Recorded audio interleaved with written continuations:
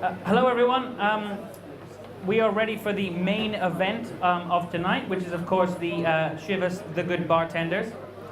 I'm about to introduce the first of three events as the Good Bartender.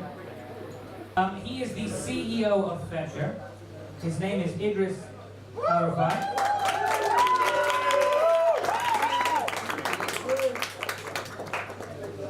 I'm not going to introduce you in so many words, as I think you would do a much better job than I would. But we're just going to kick off. For those completely unawares, for those living under a rock for the past couple of years, what is Fetcher and what is it that you do?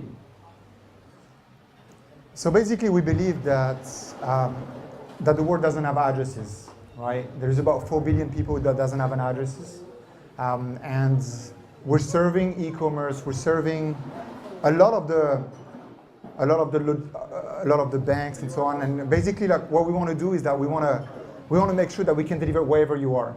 Okay, like we don't want people to be stuck in an address. We believe it's obsolete. Half the world doesn't have an address, and the other half doesn't want to be stuck in receiving packages, right? So we want to make your cell phone your home. Your cell phone is your home, and we deliver wherever you are. You can be at the beach and receiving packages. And we try to make it as seamless as possible. So how did you get started with the company? Or actually, why don't we start at the very beginning? How did you get started, period? Yeah, so look, quickly my background. So I was half French, half Iraqi. I came here about 7 years ago. I started working into consulting, then e-commerce. And then I saw it was not working, right? You cannot have, we all knew that e-commerce was growing fast. We all knew that emerging markets was the place to be for logistics, but we also understood that a lot of the logistics players were not understanding this, right? And they were still stuck on a system that is just obsolete. So 5 years ago, with a couple of Joy and Omar actually here, we started the company just to provide a new type of service that is based on GPS, okay? And flashback now, I mean, look, now it's been crazy, right? We're present in 6 countries.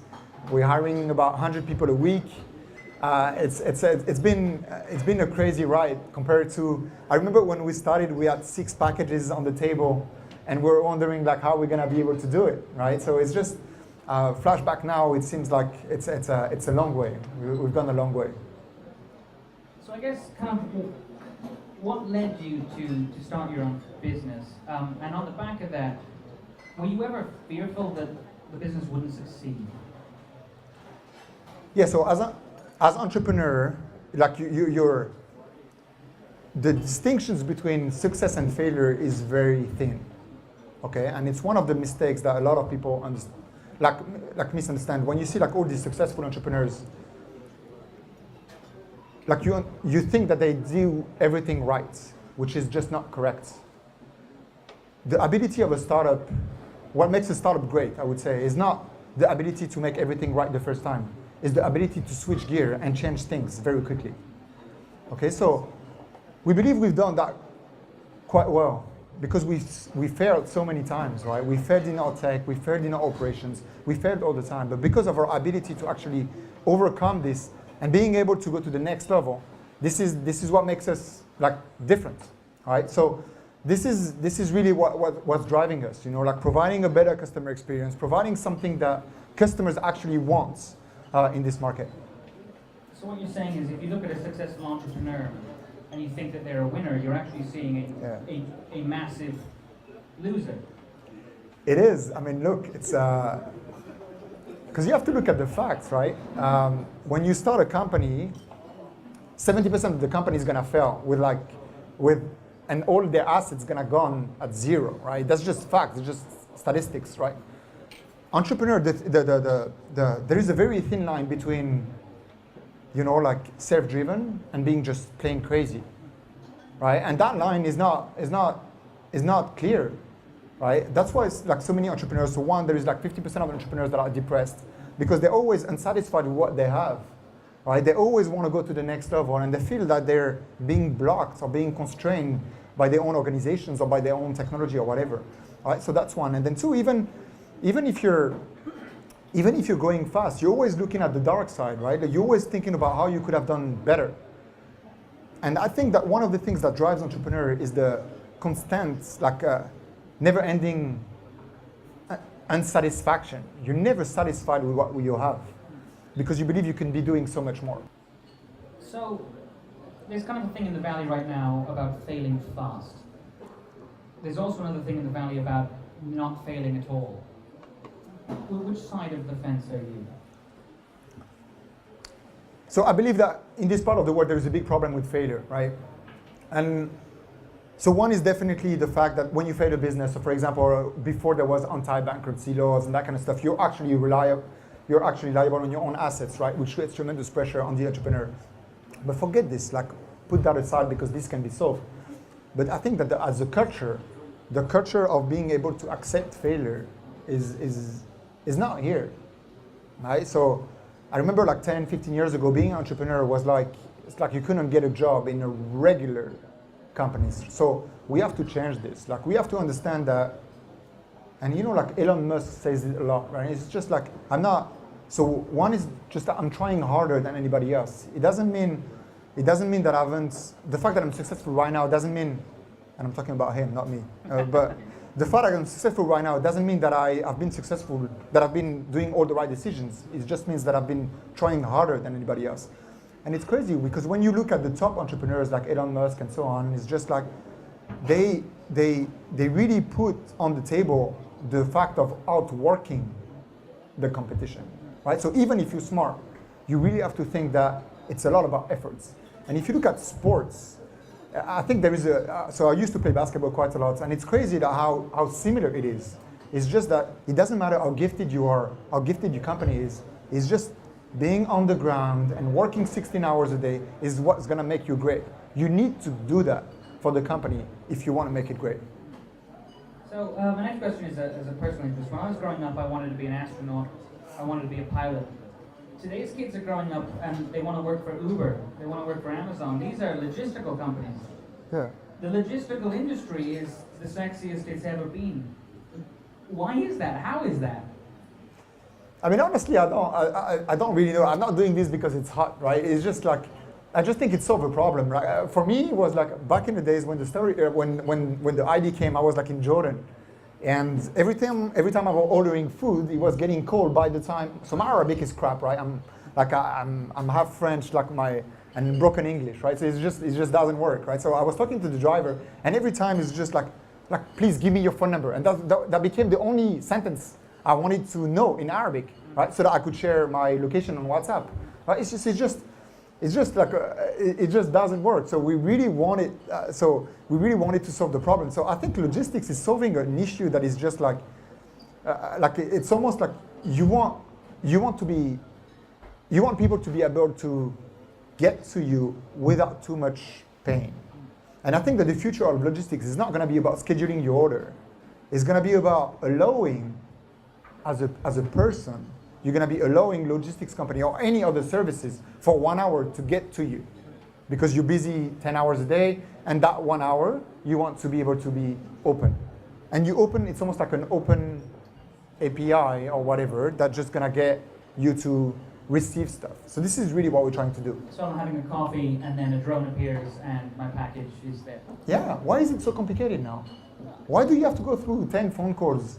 Why do you have to, I mean, honestly, it's crazy, right? It's just there is tons of other industries that are based on your smartphone, and logistics is the only goal of logistics is to get to you. So it's just crazy. And despite this, they still ask you to be home for 6 hours. There is something wrong about it, and we want to make sure that you can receive stuff even here tonight. You spend 1 hour in a place and you can receive stuff or send anything. Why not? You can get some shivers here tonight. Yeah, okay. Quite easy.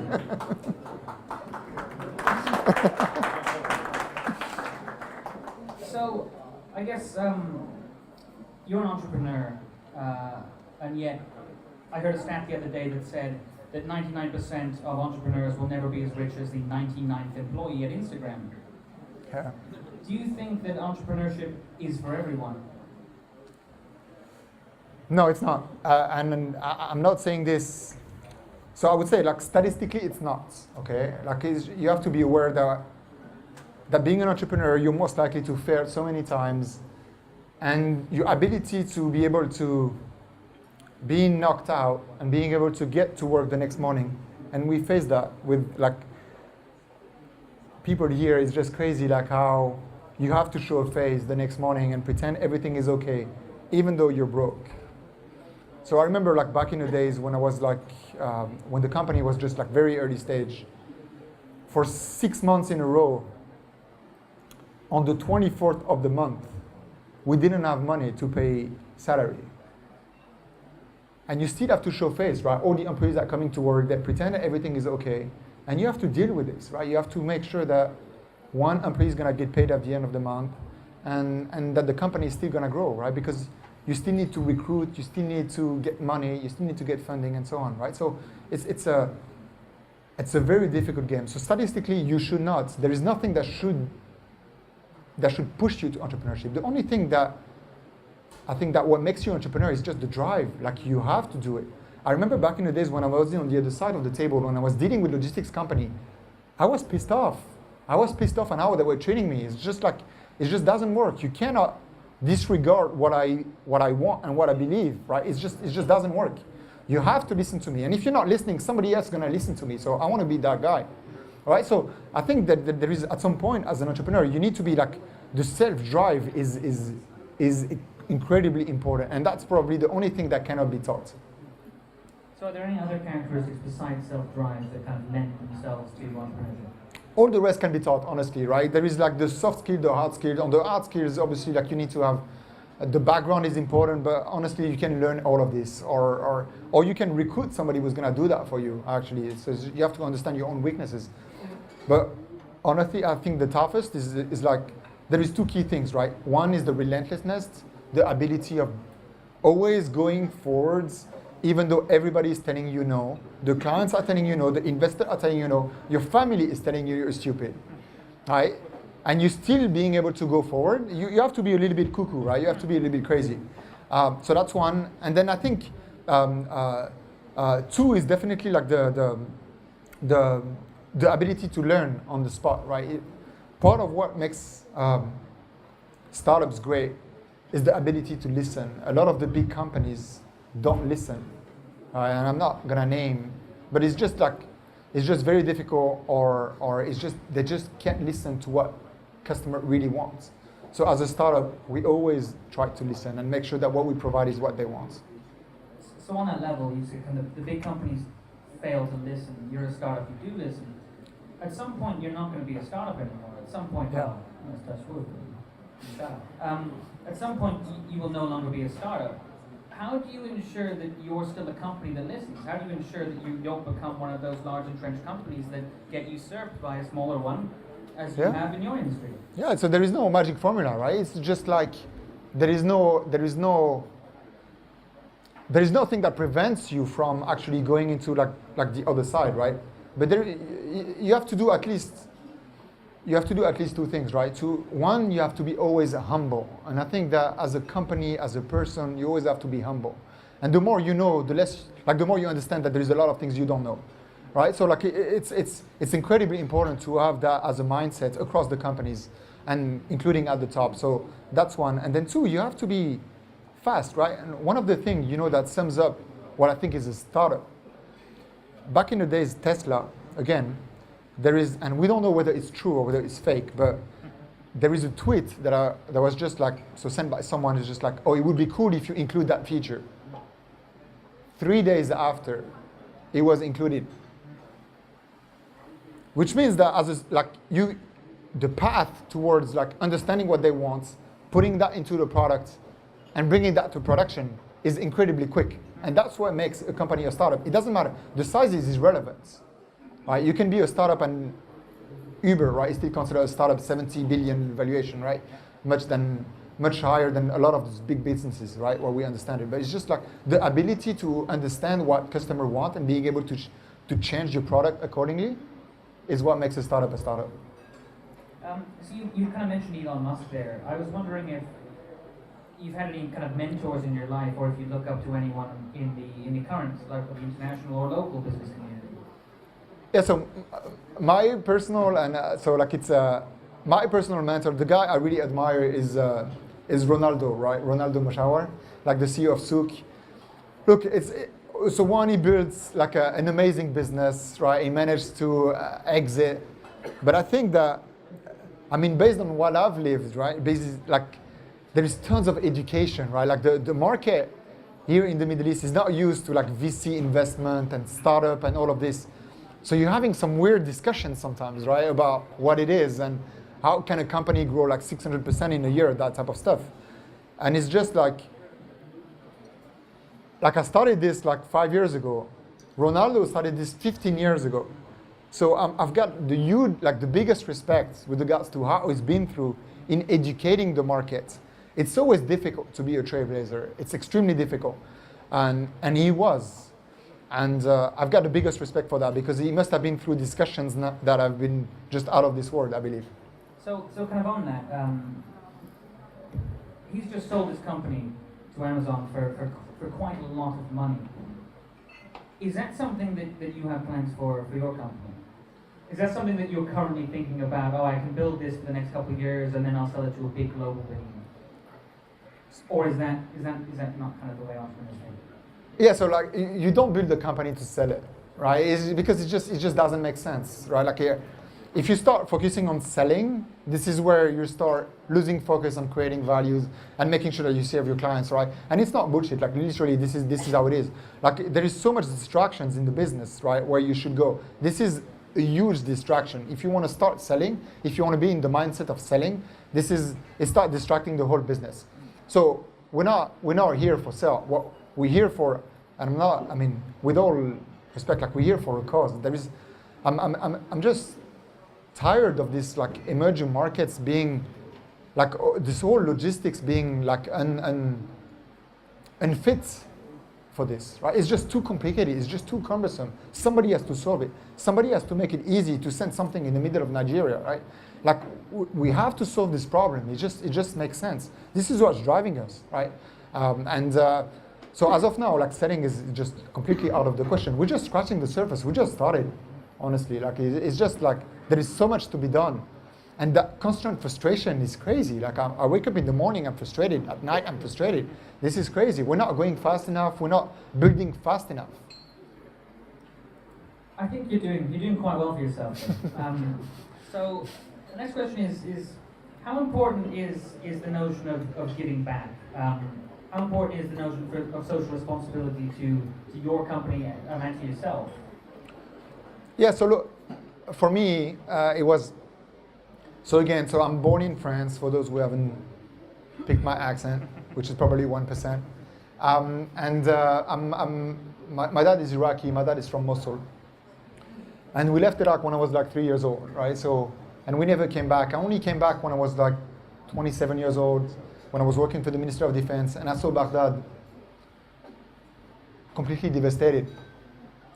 And it hurts me, right? So it's always tough to see that your country has been like destroyed for whatever reason. So look, since it's been a couple of years now, it's been like 4 years. I've been involved in an NGO called like Education for Peace in Iraq, which is basically the ability to get people together. You know, like when I talk to my dad, and my dad doesn't talk a lot, but when I talk to my dad, it was just like telling me about the times in Iraq in the 60s where people don't know whether there was Shia or Sunni or Kurd, and it just didn't matter, right? And it's just now it becomes the only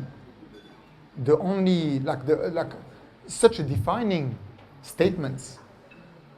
And so Education for Peace in Iraq is just trying to do the opposite, right? They literally take kids from all over Iraq and they get them together. Because there is nothing worse than people you don't understand, right? It's so you're always afraid, like Camus say that, right? As a French philosopher, it's just like you hate what you don't know, right? If you start getting to know your neighbor, you start having all these like feelings of belonging.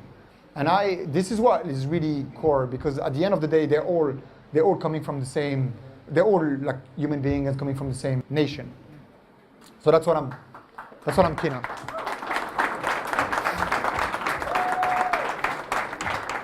So this leads me nicely into the question of the evening. What does winning the right way mean to you? So for me, it's the key thing is integrity. Right? There is so many ways in these markets to win, like the wrong way. I would say it's just like you have to be true to yourself. You have to be true to your values. And I always remember, like when I was in B school, like there was like this guy was just like, think about anything you do will be on the front page of the New York Times. And I think that gives you a compass about what you should do and what you should not do. And so for us, we're on a mission, literally, and this is how I see the company. We're on the mission. We're trying to achieve that, but we're not gonna go through shortcuts and try to win quick and the wrong way. So integrity is one, and I think being true to what you stand for and your values is critical. So Perfect. that's what it is. I think that deserves a cheer, I think. Everyone? Cheers, guys.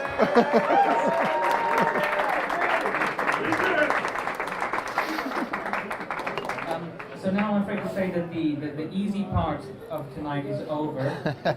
Now Idriss is going to have to go behind the bar and make drinks for all of you, lovely people. So he is going to get going any second now, and be sure to order multiple drinks, as he was practicing earlier and he nailed all of it. So thank you. No once pressure. Again. Thank you once again. Thank you. And, Thank you.